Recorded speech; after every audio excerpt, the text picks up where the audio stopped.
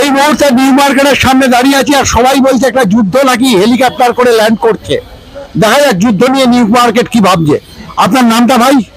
আমার নাম আছে গোলু দাস। মুখের সামনে নিয়ে গোলু দাস। গোলু দাস, আমার ক্যামেরা দোকান আছে, ঠিক আছে। আর এখন বিজনেস এখন তো আমাদের মানে নাম মতো বিজনেসও চলছে না, আর এইগুলো নিয়ে আমাদেরই প্রবলেম হয়, প্লাস কাস্টমারদের প্রবলেম হয়। আমরা যদি কিছু করতে পারবো না, মার্কেট চলবে না, তাহলে তো আমরা ধীরে ধীরে নিজে যুদ্ধ কি করবো, আগেই শেষ হয়ে যাবো আমরা। বাংলাদেশের কাস্টমাররা আসছে না এখন আর? না, বাংলাদেশের কাস্টমারকে এখন দেখতে পাচ্ছি না, পুরো সান্নাটা হয়ে রয়েছে। ফলে দেখছেন এই মুহূর্তে সবচেয়ে বড় যুদ্ধটা হলো বেঁচে থাকার যুদ্ধ। এই মানুষদের কাছে সেই অর্থে আগের মতো কাস্টমার নেই।